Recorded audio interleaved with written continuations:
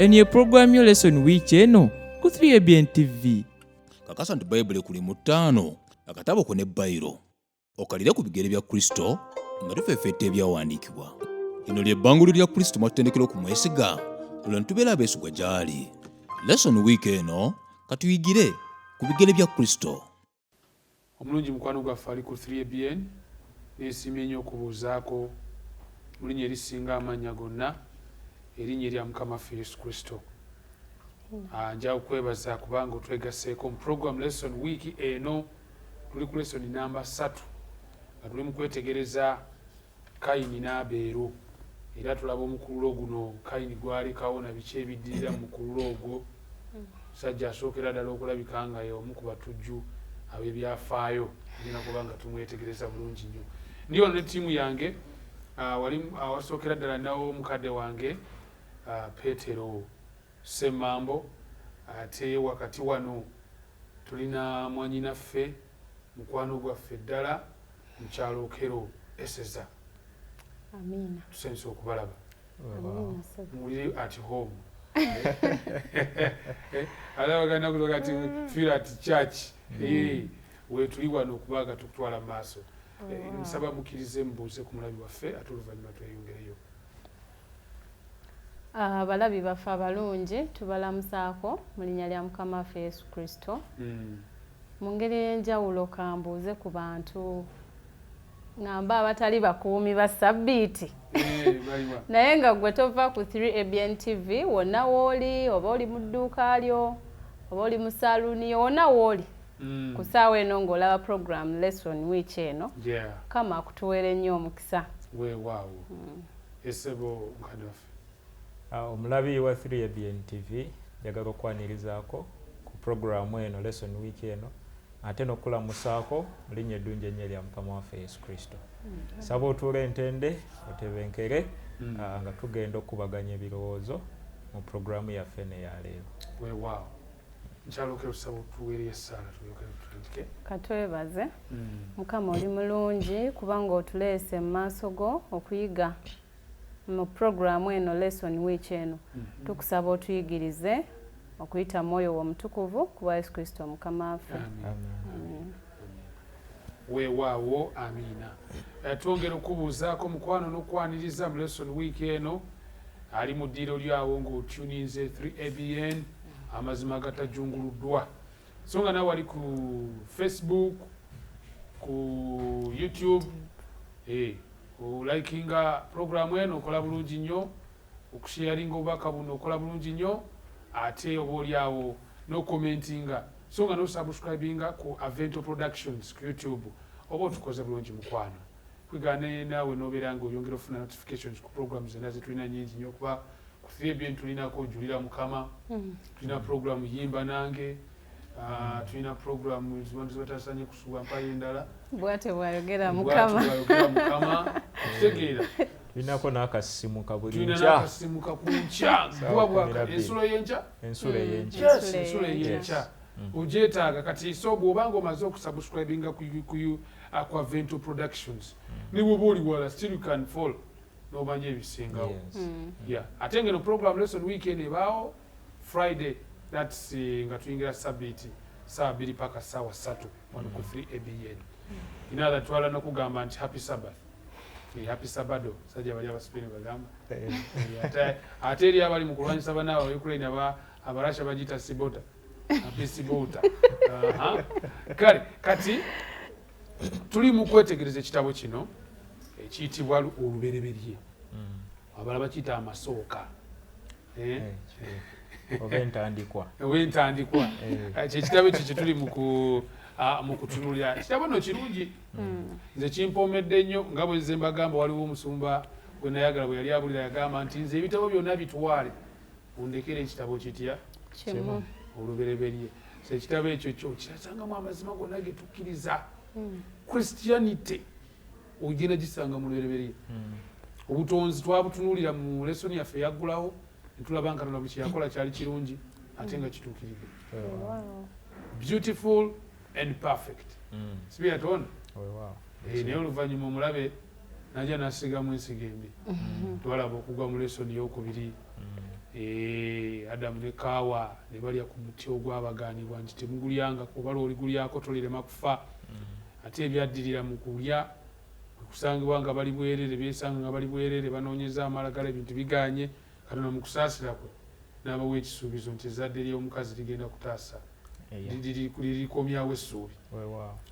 Naye bwe tuvaayo eyo mu ssuubi eryo Katonda liyawa abantu nga bamaze okugwa, tujja ku lesoni namba 3 bwe tugenda okutunuulira kye bayita embiranyi mu maka. Baana babiri bazaaliddwa, tebaali balongo bano banaye mukifune bulungi nnyo omulabi. These ones are not, they are not twins. Tulaba Kayini ne munne Abeeri. Kayini n'omukululo gwe Yaleka. Maaso tugenda gasimba nnyo ku Kayini. Na biki ebiva mu mukululo gwe, his legacy. Tajja ezzadde lye livuddemu awo, matabaawo omulaba ebiddako awo nga tugenda otunula mu maaso eyo. Ku munala gw'e Baberi waliwo omwana oyo Kaamu oyo. Abamu baagala kulowooza ensigo eyo yali Akayini eyo, ensigo eyo yali Akayini eyo. So nga n'olwaleero ssebo osoma abasajja abo bayita ba typologists abamanyi obulungi okutaputa ebifaananyi bya Bayibuli okuva mu ndagaano enkadde ne mu mpya ne mu mulembe gw'enkomero, bajja kugamba nti wagenda kubaawo enju bbiri, oluuyi lwa Abeeri n'oluuyi lwa Kayini. Abamu nga bakkiriza Katonda n'okumusinza nga bw'agamba, that's kwe kumusinza mwoyo ne mu mazima. Abalala nga baagala okusinza Katonda nga bwe balowooza oba bwe baagala. One is the foundation of God, teeka lya Katonda. Oluuyi olulala musingi gwa tteeka ly'abantu, okuyigiriza kw'abantu, okuyigiriza kwa Katonda.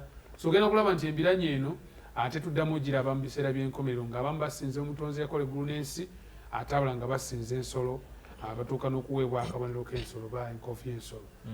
So ne Kayini naye tugenda mulaba wano ng'alina akabonero kaafuna. Wekiri? So omulabi waffe awo we tuli olwaleero twatandika n'olunyirira okujjukira oluli mu kitabo kino ekyalubereberye essula 4 olubereberye essula meka 4 olunyiriri olw'omusanvu. Luno nno lukulu, tulusome. Bw'onookolanga obulungi tokkirizibwenga. Ebigambo byakwebuuza kunene okwo. Bw'otokola bulungi ekibi kituula ku luggi, kituula ku luggi, n'okwegomba kwe kunaabanga eri ggwe naawe onoomufuganga. Bw'onookola obulungi, yagadde nnyo okolayina akasoose. Bw'onookolanga obulungi tokkirizibwenga, gw'alina fitina eri banne abakkirizibbwa. Mukyabi kitegeeza bw'okola obulungi okkirizibwa. Erunyiri luno terunyambyeko okwongera okujjukira nti Katonda tasosola mu bantu.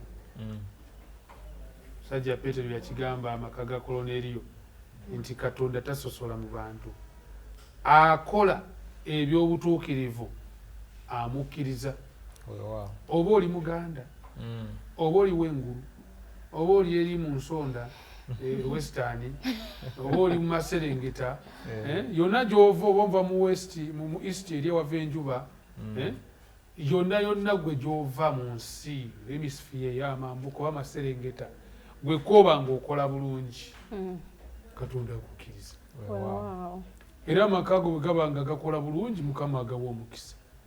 Bwe gamuvaako nga gatwala ebikulimu by'omulabe, gwe mutima gw'ekinyusi kye, gw'ensonga gye tulimu wano. Kubanga olaba nga bwe twaze tulaba nti tuli mu kwetegereza amaka ga Adamu, baana bazaalibwa bali babiri. Ye Kayini, Layani, Abeeri. Twagala n'okubeetegereza bo, kuba olunyiriri lwe tusomye lutulaze ekibuuzo kino Katonda yakibuuza Kayini, naye akimubuuza oluvannyuma lw'okusungwalira muganda we, kubanga muganda we yamulaba nga yakkirizibwa Katonda ate ye nga takkirizibwa. Kati fitina eno emusituka mu mutima. Kanula kyava mbuuza nti why singa okoze ekituufu sandi kusiima singa okoze kye nagambye sandi kusiima. So twagala okwetegereza enjawulo wakati wa Kayini nani ne Abel. Mukadde wange ani agenda okunyamba kawo eyanziza esebo twagala okulaba enjawulo wakati wa Kayini n'Aberi oba bayibuli yaffe yakisosonkola emuyita Abiri. Esebo naye tulaba nti okuviira ddala ku kisuubizo Katonda kyawa Adamu ne Kaawa mu lusuku Adeni nga bagamba nti waliwo ezzadde ery'omukazi eririjja ne libetenta omutwe gw'omulabe Sitaani. Tulaba nti bwe bazaala abaana bano Kayini omubereberye bamulabira ddala nga lyezzadde eryasuubizibwa era nnyina Kaawa amuwa erinnya n'agamba nti nfunye omusajja eri Mukama. Era twalabye mu lesoni nti entaputa y'ebigambo ebyo byekwanaganyiriza nnyo ku kigambo ku linnya lya Katonda Yawe Mukama. Erinnya omusajja maama we lyamuwa kuba n'erinnya lya Katonda Yawe. Era twalabye nti ebikyusa ebimu ebya Bayibuli bigamba nti Kaawa agamba nti nfunye omwana ow'obulenzi Mukama. Nga balowooza nti omulenzi ono omubereberye lyezzadde Mukama Katonda lye yakolaki leyasuubiza mwe bagenda okufunira obulokozi. Nkiraba. Era twalabye nti baabulako na katono okumusinza. Ogambye ki? Katono nnyo okumusinza. Naye ate bwe tunula ku luuyi olulala nga Abiri azaaliddwa ate ye erinnya lye bamuwa limalamu amaanyi vanite. Hebel kwegamba eraga nti mukkabuka taliimu nsa teri kimusuubirwamu kyaki kyamakulu. Era tulaba nti n'empisa z'ababiri bano kwegamba zaawukanira ddala okuviira ddala mu kikula kyabwe n'emirimu gye bakola. Twalabye nti Kayini ye ate yali musajja mulimi musajja mulimi wa ttaka ate ng'oli ye mulunzi wandiga. Kati olaba nti omu mulunzi omulala mulimi. Twalabye bulungi nnyo nti obulunzi buno bulina kwegamba okufaayo okw'enjawulo kwe bwetaaga n'okwagala okw'enjawulo abalabyeko ku balunzi kwegamba balina omukwano ogwo gwe babeera nagwo naki n'ebyo bye balunda. So nga bano abalimi tebalina mukwano na bye balima? Si nnyo. Aba atunuulidde kimu kye ngenda kufunamu ndubirira kulaba bibala bikola ki bivaamu. Era tulaba nti ne mu kikula era kya Kayini kwegamba Kayini ali violent. Tukitapute tutya musajja mukambwe. Kale katukitwala tutyo nti musajja mukambwe. Ate oli ye musajja bambi twamuyise victim. Kwegamba obukambwe bw'oli bwonna yabukola ki yabumira bwonna buggukira ku ye. Kati Abiri n'abeerako ekifaananyi kyatulaga Bayibuli kyeyogerako ku batukuvu ba Katonda nti mu biseera bino bye tulimu eby'enkomerero abatukuvu ba Katonda baakumira obukambwe bwonna obwabo abatakola nga Katonda bw'akoze ki nga Katonda bw'alagira. Ekirala kyetwatunuulidde wano nti waliwo ebintu oluusi bye tutunuulira ng'eby'omuwendo naye ate enkomerero ya byonna nga butaliimu. Kati nga abazadde bano baatunuulira Kayini ne bamumalirako ebirowoozo byabwe byonna nti baatuuka ekiseera nga tebalina na muwendo gwe balaba mu Abiri. Naye ate nga mu Abiri mwali ekyama. Muganda agamba emwanyi gye weesiga etawamulamu ate nga kituufu. Nze ntunuulira ku maka kati waliwo amaka gonzijukiza aga Yese Aminadabu tiimu eyo n'ogiraba bana bagenda ku lutalo neokulwana ne Sawulo okulwanirako Sawulo nga bakuba babagezaako okutabaala Abafirisuuti. Musajja wattu ye Dawudi baaleka eri mu ttale talina makulu naye ate nga mu ye Katonda mwe yayisa obulokozi obwataasa Isirayiri. Kwegamba ekyo ng'abazadde nduuza kituwa ekyokulabirako. Tososola mu baana. Abaana bo bonna bawa emikisa gye gimu. Kyobola Bayibuli egamba nti bw'oba osiga ensigo suula ne ku mazzi tomanye eninakola ki inaavaamu neggwe ne weekubira. Kyekubira oyo mu bazadde bannange tusaba.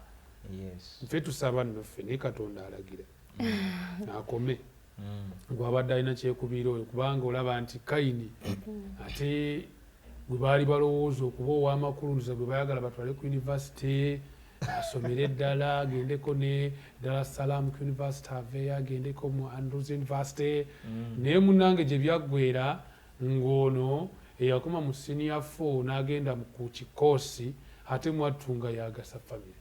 Kale dino kwegamba asoma mwategeere fakiti tuga nti alina okutu awulire omwe ekyagamba eki twagala kulaba ebiweebwa ebyawaayo kubanga tulabanga amaka gano mateeketeeke nti abaana bano baatendekebwa enkola ey'okusinza Katonda nga bwefaanana bwe kiri. Nyabo walabye otya enjawulo wakati w'ekiweebwayo kya Kayini kyawaayo n'ekiweebwayo ekya Aberi. Lwaki omu yiwa kimbimalayo nga gwogenda. Kaakati nga mukadde Ssemambo bw'atugambye oba bw'atunnyonnyoddemu ku mbeera z'abaana ababiri bano baalina okukontana mu bulamu bwabwe oba mu mpisa zaabwe.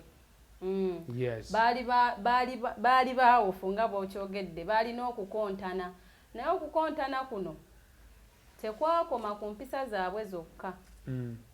Ng'ono we tumulabye nti ye yali mukkakkamu ate oli nga ye wa busungu nga nalukalala. Ekintu ekyo kyayingira ne mu mirimu gyabwe gye bakola ki gye bakola. Omulimi ebiseera ebisinga weetaaga amaanyi agasukka ku mulunzi. Nkuwulira. Omulimi alina okuba n'amaki n'amaanyi. Kino nkirinako obujulizi kubanze nali mbikozeeko ebibiri nalunda okumala emyaka egiwera naye nga bwompa enkumbi sisobola. Era ente nga zisamba. Ente zisamba naye ate bw'obeera ng'ozimanyidde obeera mukwano gwazo nga tokyetaaga kuteekamu maanyi mangi okugyako obwongo.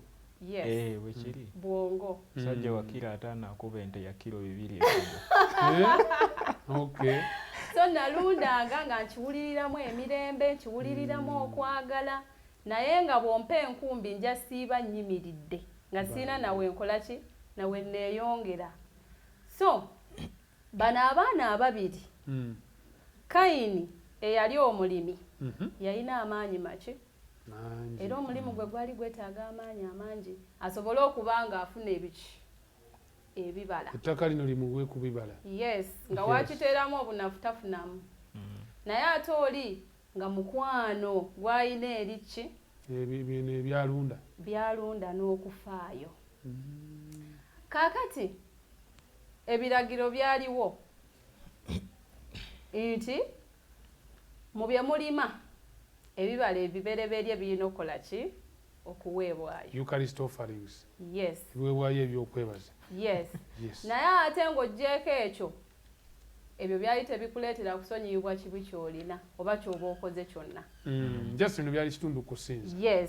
Ng'ekiyinza okukuleetera okusonyiyibwa kiri kimu kuwaayo ekiweebwayo ekisaddaakibwa oba ekirina okuyiwa omuki omusaayi oba osobola Bayibuli ekiyita ekiweebwayo sacrificial offering. Kaakati ebiweebwayo bino ebibiri ebya Leesoni byetugamba wano ku Mande kyekiweebwayo Kayini kye yawaayo ne Aberi kye yawaayo. Aberi yawaayo ekiweebwayo ekyendiga n'amasavu gaayo Bayibuli bwetugamba n'amasavu gaazo.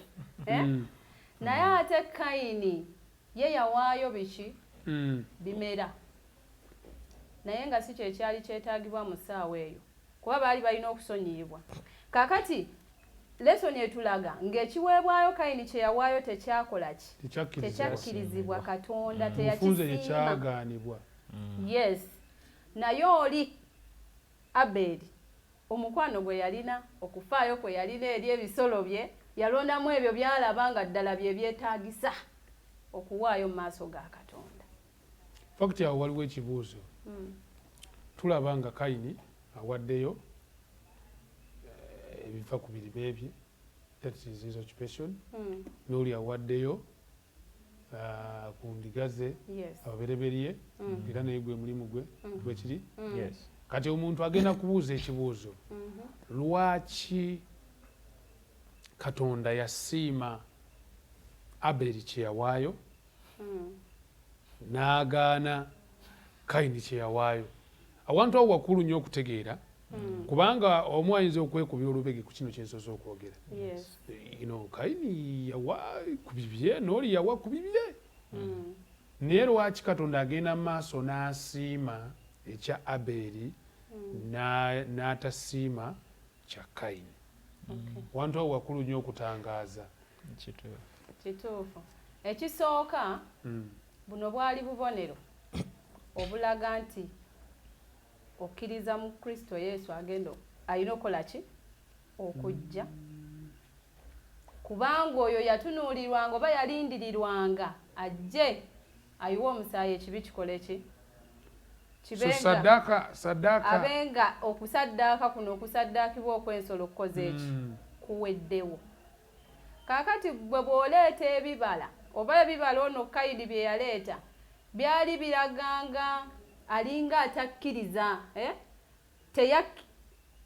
Anyway, ekya Aberi kyalaganga yatunuulidde Katonda kiri kyateekateeka mu maaso ng'atunuulidde okudda kwa Kristo oba okujja kwa Kristo okuzaalibwa akole ki?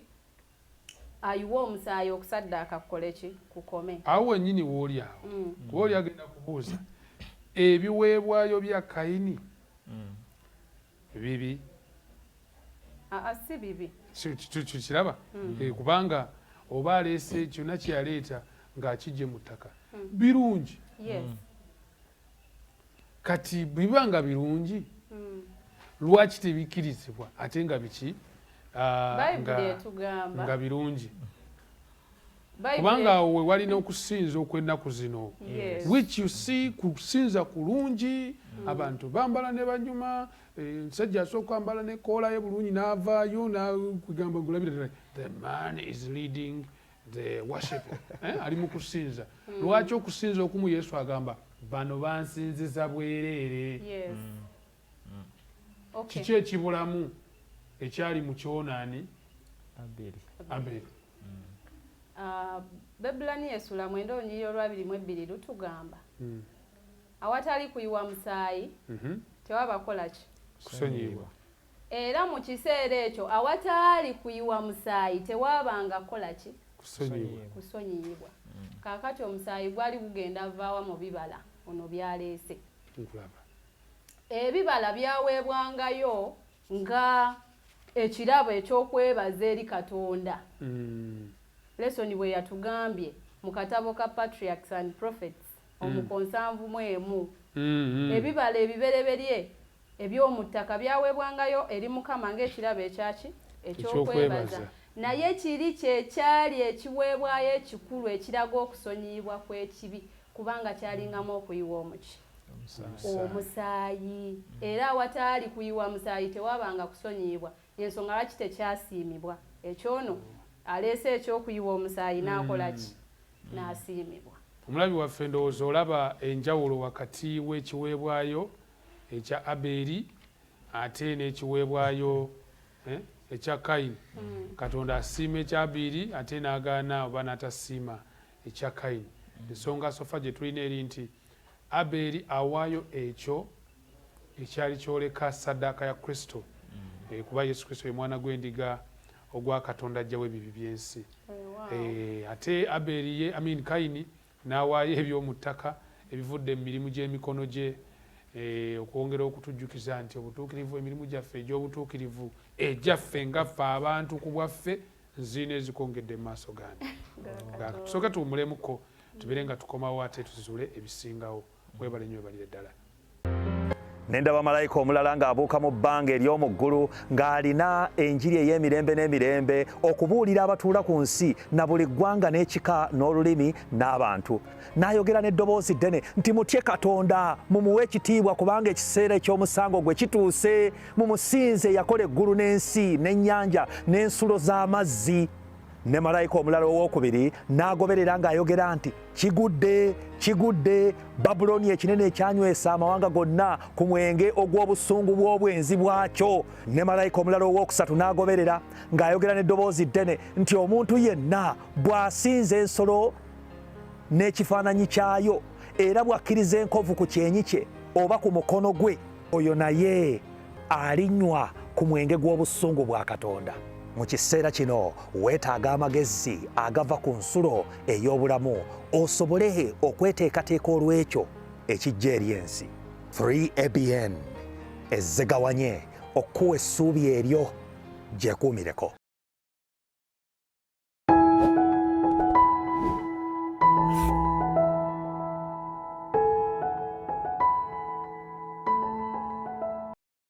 Mutereevu omulabi waffe, twongera ate okukulisaayo mu kuwumulako naawe yakatwegattako ssebo oba nnyabo webalire nnyo webalire ddala. Tuli wakati mu program Lesson Week eno nga tuli mu kuyigira ku bigere bya Kristo. Enjawulo wakati wa Kayini ne Abel tumaze ogiraba. Tubadde n'ekibuuzo ekitubobbye omutwe nti lwaki Katonda yasiima Abel ate mwattu n'agaana ani? Kayini. Kayini yali asubirwamu ebingi, Katonda n'atamusiima. Emwanyi gye weesiga mpozi yekola ki? Yetabamu mulamwa. Era tulabiriraga temuli mulamwa kuba gwate businga gwalimu omulamwa lwaki teyandikisiima. Mukama ekintu ekirimu omulamwa akisiima. Olaba obugundi buno kambwogereko kati nnyo wano nange mumpa omukisa. Ebibbo 12 eby'emigaati gye yagabira abantu bali 15. Ojjukiddewo?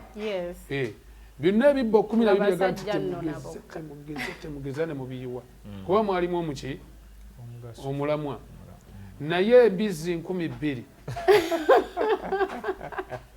no seriously nze tugezaako kugaziya concept eno.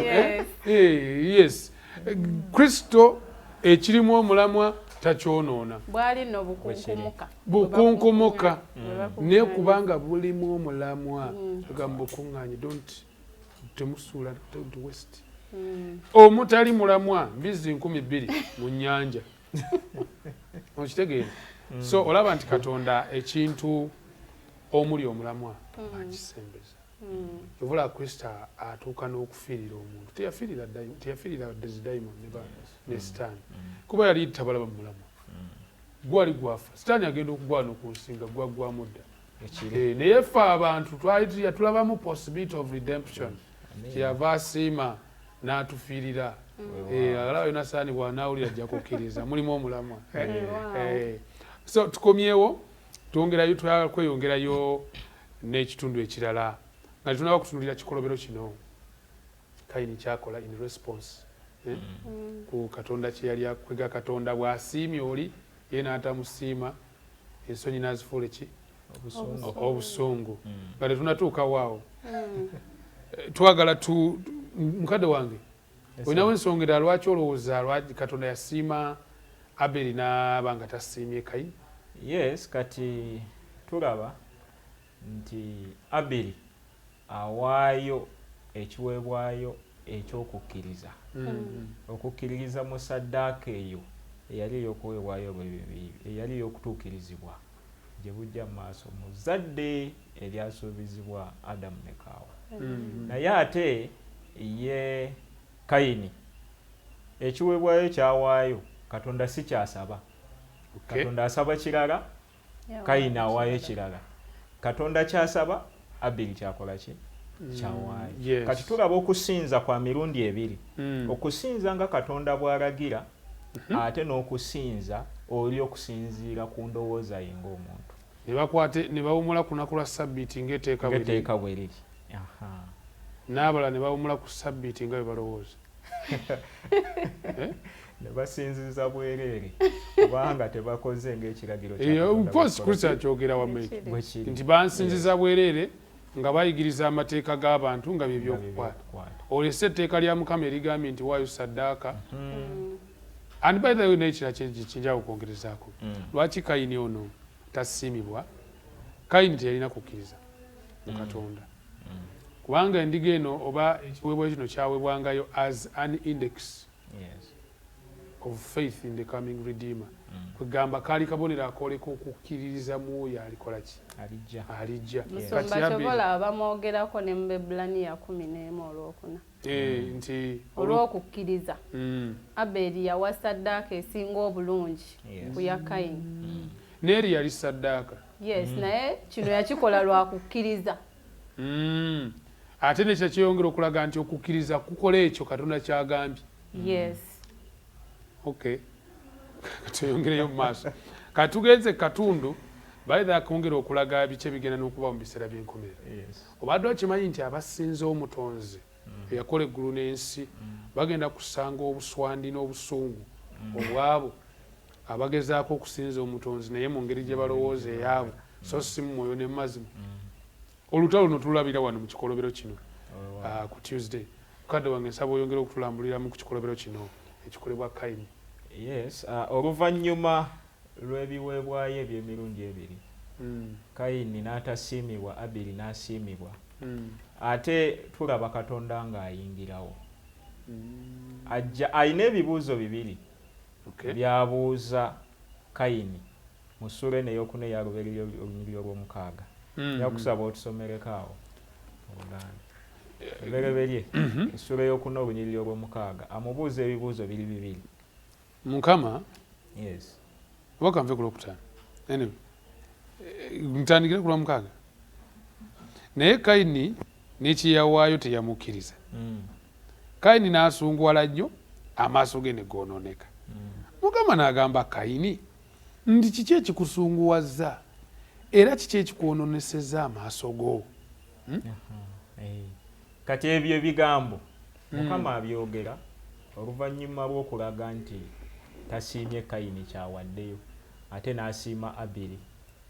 Kakati Mukama Katonda omulabi waffe Katonda nnyo ng'ogenda mu maaso awo kabonero kyakalaganga nti ekimu kisiimiddwa ekirala tekisiimiddwa. Kakati bwe tuba tweyongedde okusoma mu Bayibuli tulaba nti ebiweebwayo bino byayokebwanga omuliro okuva eri Mukama. They were consumed. So ako kabanga kabonero akalaga ekiweebwayo ekisiimiddwa n'ekiweebwayo ekitakoze ekitasiimiddwa. So kaakati kino bwe kitasiimibwa Kayini afuna obusungu n'obujja. Obusungu bwafuna bwa mirundi ebiri eri Katonda ate n'eri munne Aberi. Eri Katonda ng'agezaako okulaga nti Katonda tabadde mwenkanya. Ffenna tuwaddeyo lwaki nze tansiimye. Ate eri Aberi olw'obujja bwe yafuna mu mutima gwe ekyo nno kisiimibwa kitya ate ekyange ne kitakola ki ne kitasiimibwa. Kati Mukama bw'alaba embeera wajjira n'ebibuuzo bibiri. Aberi ye mulamuzi. Si ye mulamuzi naye sitaani I think it's natural. Sitaani bw'aba akusensedde mu mutima ebyo bisuubira. Kati Mukama abuuza ebibuuzo bino bibiri ng'abibuuza Kayini ng'agezaako okumutunuuliza ekyo kyava okukola ki okukola. Ng'agezaako okunoonya mu mutima gwe. Kwegamba ayagala Kayini ono yeezuule n'ensobi gy'akoze eki gy'akoze. Agezaako okumubumbabumba alabe ng'amuzza gy'akola ki amukomyawo. Naye si bibuuzo bya kumusalira musango. Si bibuuzo bya kumusalira musango. Kye kimu era kyagamba Adamu mu lusuku ajja amunoonya oli ludda wa lwaki weekwese. Kwegamba ebibuuzo ebyo Katonda abibuuza nga alina kyayagala okuzuukusa mu ffe. Confession. Yes. Naye ate ekyennaku tulaba nti Aberi tayanukulira ddoboozi eryo eddoboozi lya Katonda. Agenda bugenza ate n'asalawo okutta muganda we Aberi. So ekikolobero ekyogerwako wano kyali ekikolobero eky'okutta Aberi. Okay. Yes. Naye nga tulaba nti kijja kitya kijja oluvannyuma lw'okubulawo okwanukulira eddoboozi lya Katonda. Kino kikontana ne Adamu kye yakola mu lusuku. Adamu bwe yayitibwa yanukulira eddoboozi lya Katonda. Kayini bw'ayitibwa tanyega. Tewali Bayibuli wano weetulaga nti yaddamu bino ne bino ne bino. Naye ate Mukama ne butamuddamu asigala munoonya nti kola bulungi, bw'onookola bulungi toosiimibwe. Kwegamba agezaako mulaga ekyokukola apiiru. Naye ate alwanagana n'omwoyo guno gulemu okubula bulizi w'enjiri yawe kyekifaananyi kyalengera bwe kiri. Naye ate tulaba nti ebyo byonna Abiri takola ki? Kayini teyabitunuulira. Era enkomerero ya byonna tulaba nti ekibi kino Kayini kye yakola kyali kivunaanyizibwa ku ye, si ku muntu mulala yenna, kuba ne Katonda ne bwe yagezaako okunoonya omutima gw'okulaba ng'amuzza, connection yagisalirako ddala, n'asalawo obutayanukulira ddoboozi lya Mukama. N'akola kubanga yali ajjudde obubi, ate nga muganda we Kayini Abiri ate ye ajjudde obuki obutuukire, kuba yakola Katonda bw'ayagala, n'akola Katonda bw'atakola ki bw'atayagala. Kati obusungu obwo bwe yafuna ate n'abukyusiza muganda we n'amutta. Kiki kyengezaako okujjayo wano? Kyenjagala twetwalire nti buli lwe tutassaawo nkolagana ne Katonda, mpuliziganya ne Katonda, vertical connection, horizontal connection, obviously eba efudde. Era kyekijja okuddako bikolwa birunga bino. Kwegamba omuntu bw'omala okwekutula Katonda, ekidirira oba weegasse ne Sitaani. Bwe kiri. Oba otandise naawe okufuuka omulabi wa Katonda n'omuntu. Bwe kiri. Lwe lulimi. Era kituufu, ate kati oba osigadde ku lwani oli eyandikuwaniridde omutadde ebbali. Ekibi kimaze okwawula ne Katonda. Kati osazeewo okukola endagaano oba omukago ne Sitaani. Sitaani awola na Katonda, awolana n'omuntu. Kati naawe n'otandika okuwala n'omuntu yenna ayagala Katonda. Okoze ttiimu n'omulabe. So by the end of kyekimu ekifaananyi ekitulaba mu kubikkulirwa, Bayibuli weeyogera ku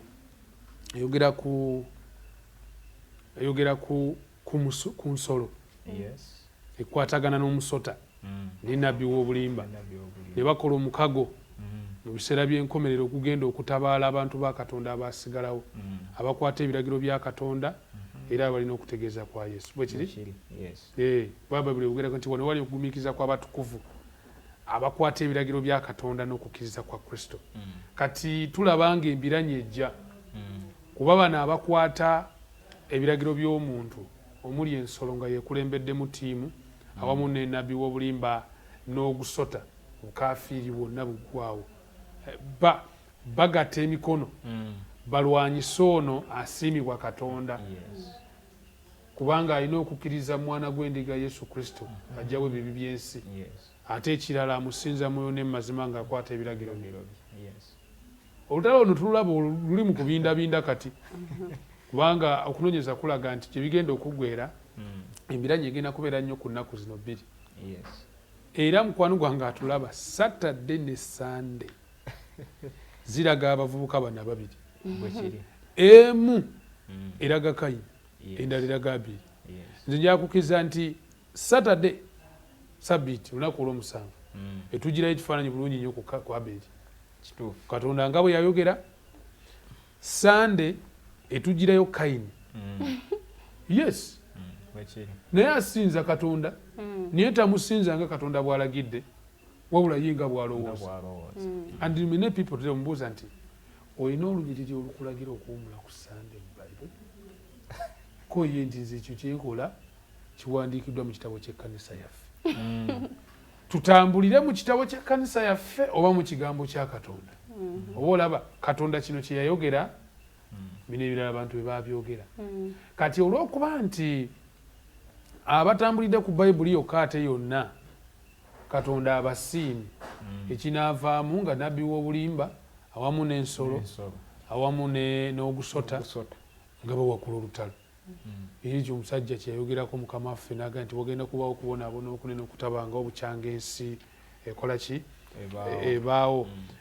Naye era nga bwe tugamba nti omubbi agabana ngwala, kibayita nedda ekibonerezo kiki kituufu nnyabo Musumba kyogedde kye kinyumidde omubbi agabana ngwala. Yes, buli mulimu na mpeera omubbi agabana ki ngwala nga n'abakristaayo bagenda okugabana omukisa dati singa basibwako akabonero ka Katonda omulamu n'abasize ensolo bagenda kusibwako akabonero k'ensolo ate buli omu n'akabonero k'olina ojja kufuna omu agenda siimibwa Katonda omulala agenda kubanga abonerezebwa katugeze ku kibonerezo kino ekya Kayini abasajja boogera ku kibaita mark of Cain owulira ku kigambo ekyo akabonero ka Kayini tunyonyolemu kyalokerewo ekibonerezo kino Kayini kyaweebwa oluvannyuma lw'ekikolobero kyakola ekyokutta muganda we.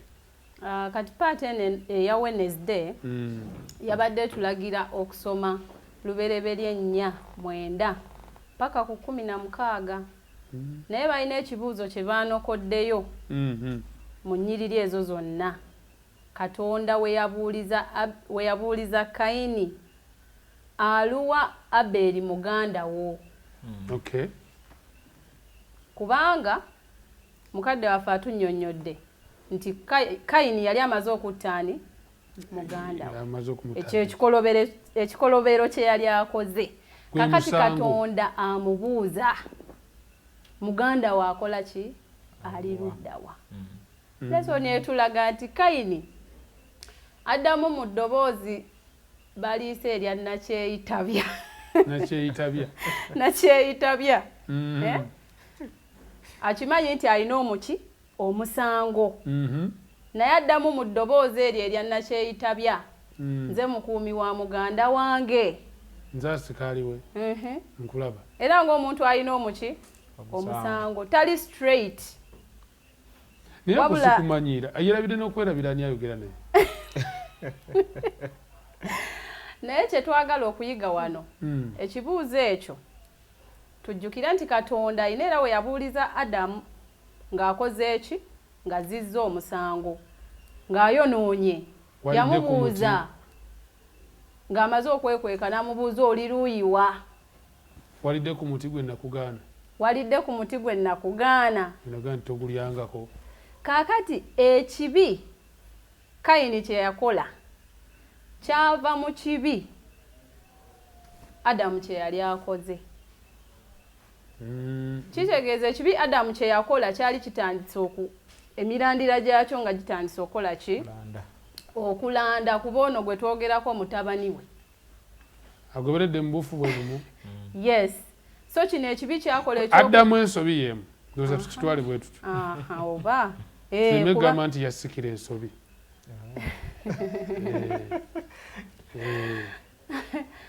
So ekibi kya Adamu kitandika okuzaala emirandira gyakyo kye yali akoze.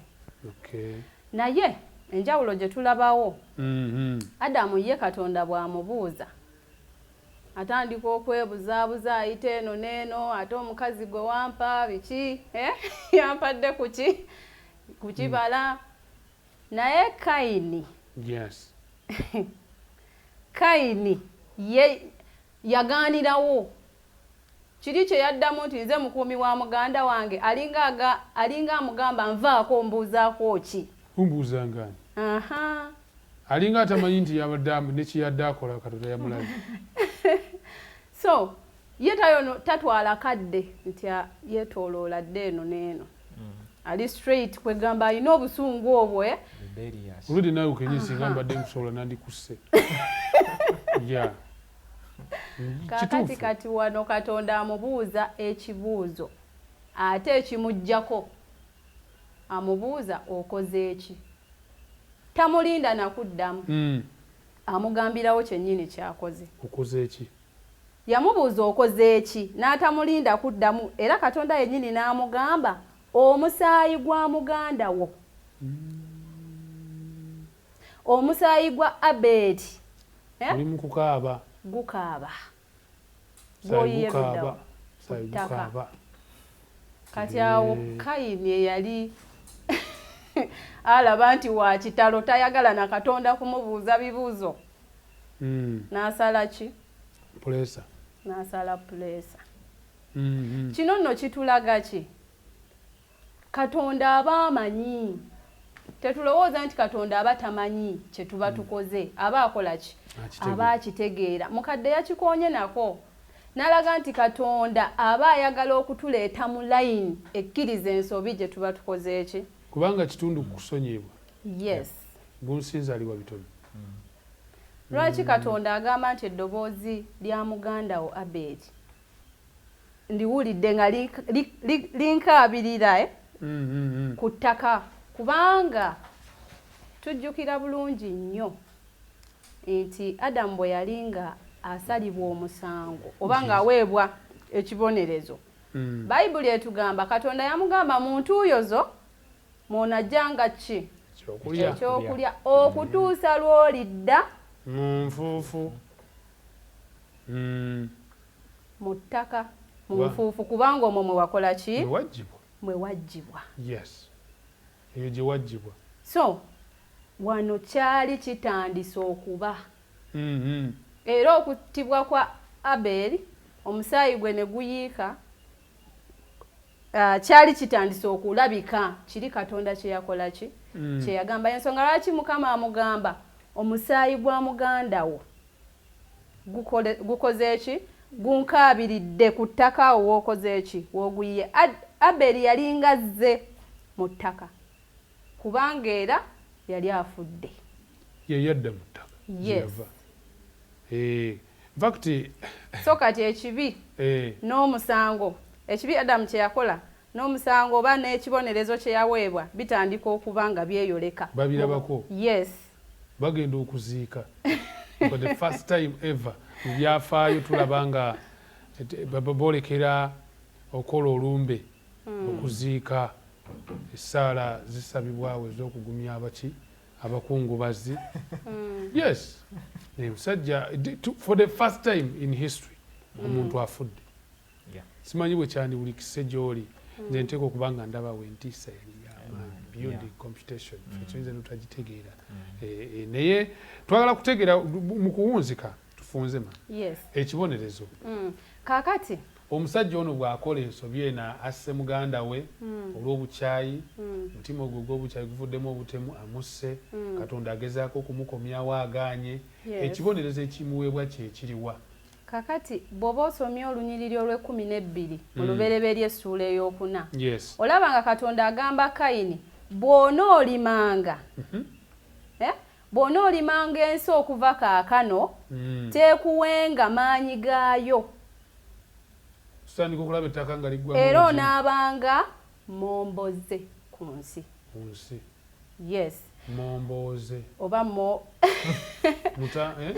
oyenjeera. Momboze ye muntu ayenjeera atambula obutambuza adde nadde eno. Ekisooka yali mulimi, kitegeeza yali yeetaaga ettaka eggimu. Kati omusaayi gwa muganda we gwayiye ku ttaka, ettaka liringa erikolimiddwa okubanga terikyamuwa nga bwe libadde likola ki? Limuwa. Ekyokubiri wuuyo alina kutambula buki? Butambuzi, momboze. Momboze. Yes. Naye Mukama wa kisa. Era mu byonna wadde nga yali amugambye ogenda kubeera momboze. Tulabanga bwe yakyogera Kayini agamba Katonda labongobye mu maaso g'ensi. Era mu maaso go mwe neekwekanga. Nga alaga nti kati bw'oba ongobye kati kkiriza neekweke muki? Muggwe. Sirina buddukiro walala. Yes. Era Katonda amusuubiza. Katonda seba alagira n'agamba nti omuntu yenna anaakukolanga akabi alina Katonda kye yayogera awo. Kati kisome mu lunyiriri olw'15. Yes. Lubereberye essuula nnyo olw'15 lugamba nti Mukama n'amugamba nti buli alitta Kayini kyaliva awalana eggwanga emirundi 7. Mukama n'ateeka ku Kayini akabonero buli amulama alemenga okumutta. Yamuteekako akabonero era n'agamba buli anaamutta ajja kuwalanwanga eggwanga. So akabonero kano tetumanyi bwe kaali kafaanana, naye kye tukkiriza nti kaali kalaga ekisa kya Katonda kye yali alina eri ono omuvubuka Kayini. inaalazi ng'akyali mulamu asobola ofuna omukisa gw'okudda eri Mukama. Yes. Wa Katonda bw'atyo bw'ali gye tuli. Ekyennaku tetufuna mawulire galaga nti omusajja ono yakomawo eri Mukama wadde yasaasibwa bw'atyo. Ekyongera n'okulaga nti n'ababi mu mulembe gw'enkomerero wadde Katonda agenda kukola kyonna ekisoboka abawetindikidde obubaka bajeemu bagenda kulema. In fact in the end bagenda kusalawo bamuvume n'omuvuma. Ngero no bw'omulebe ngendeze emikumi wa muganda wange. Ebonyobonya omusanvu so waliwo ebibonyobonya awo ebigenda okuyibwa ku nsinga ebibonereza eri abajeemu. Naye ebimu ku byo nina by'osoma n'olaba nga ne bateenenya ne bavoola Katonda. So ng'olaba nti Katonda ne kino kyakola kyongera kutulaga nti abantu bano be bakyamu Katonda mutuufu. So olaba nti Kayini n'ebigambo bya Kayini bino bimusoma. Sirabamu Kayini nga yeenenya. Era temuli mu kwatula yadde nti ngunsinze. Naye twagala kuwunzika nga tutunulira ekifaananyi kino mu kye twandise tulabe ku obubi bw'omuntu. Mukadde wange twagala katuwunzika simanyi bwe walabye kuba tulaba tutulira Kayini n'omukululu. Oluvannyuma lwa Kayini ono biki ebiddirira ebyongera okulaga nti mu butuufu ekibi kyali kitandise okusaasaana mu bantu. Okay, tulaba nti olulyo lwava mu Kayini lwe lulyo olusooka okweyolekeramu okweyongerako okulanda kw'ekibi eri ensi. Tulaba nga Kayini bw'amala okugobebwa maaso ga Katonda ateekeddwako akabonero agenda n'akola ekibuga n'akituma erinnya lya mutabani we n'azaala abaana. Mu baana abazaalibwa mwe muva Lameka. Lameka ono okusinziira ku bye yakola yakwanaganyiziddwa nnyo ne Kayini. Okusinziira bye yakola kwegamba tulaba nti ensobi Kayini gye yakola naye kennyini gye yakola. Kayini yatta ne Lameka yakola ki? Yatta. Naye ate waliwo enjawulo ze twarabye mu bantu bano ababiri. Newankubadde nga omukululo guno ogw'okutta ogw'obukambwe ogw'obubi gwali gugenda gweyongera okusensera olulyo lw'omuntu. Naye twarabye enjawulo ku bantu bano ababiri. Ekisooka Kayini newankubadde yatta naye ate ekibi kye teyakyogerako yasirika. Ate ekitali kwono Lameka atuuka n'okwewaana yewaanira ku bakazi be. Nze natta abasajja bameka? Babiri. Ate alaga nti n'omusango agumanyi. Kayini bw'abeera nga wakola ki? Wakuwolerwa emirundi 7. Nze gyange gijja kuba 7. Kati olaba nti waliwo embeera ya Lameka kwegamba ekibi kyali kituusiza omwana w'omuntu nti takyasobola na kulaba bubi bwe wabula ng'abweyagaliramu bweyagalizi. Yeewaana n'okuba naffe twasindisa emizaire ezo 8 ezasobodde okutikira Kiyevu. Kwewaana bwewaanyi so bwe tukatina kusooka ewaanira mu kibi. Bwe tutyo bwe tuli. Kwegamba olengera omukululo gwa Kayini. Katonda n'alaba omuntu ng'ebirowoozo okulowooza kw'omutima gwe kubi kwerera ensi egudde eddalo. Olaba ensi bwegenda bweyolekera kati ku mulembe gwa Nowa. Just nga kiva ludda wano ku Kayini. Kayini tusaba Mukama atusaasire nti essaawa etuuse ey'okuddayo kusinza okw'amazima nga 2 bwakutwoleka. Ate n'olutalo luno olunene olusembayo wakati wa Kayini n'Abeera mu mulembe gw'enkomerero twetaaga olwetegekera. Tulwetegekera tutya? Tulina okubeera nga tusimba mu mugongo gw'omwana gw'endiga ogwa Katonda Mukama waffe Yesu Kristo. Jala nnyo ekyandikibwa kino kye tunzike nakyo kiri mu kitabo ekyakubikkulirwa essuula 17. Kubikkulirwa 17 kubanga gundi ono bwe yeewaanya ate nayagala okunkangamu ne ngamba nina okwezzaamu essuubi. Kubikkulirwa 17 olunyolo 13 n'olwe14 lugamba nti abo balina okuteesa kumu ne bawa ensolo amaanyi gaabwe n'obuyinza.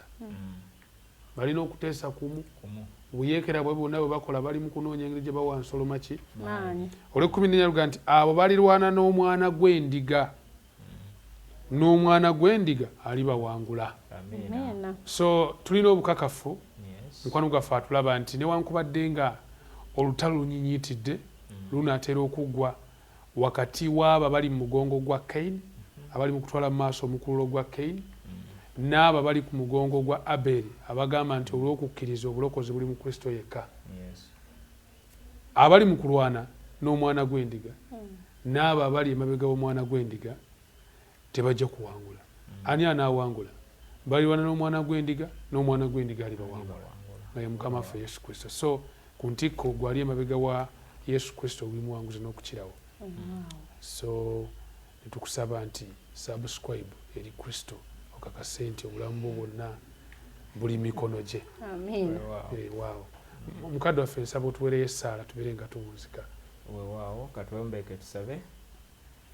Kitaffe omulungi tukwebaza olw'ebikulu by'otuyigiriza okuyita mu lunaku ne mu kyokuyiga kino ekyaleero. Kitaffe omulungi tukusaba mu byonna otuyambe tunyweze enkolagana yaffe awamu naawe.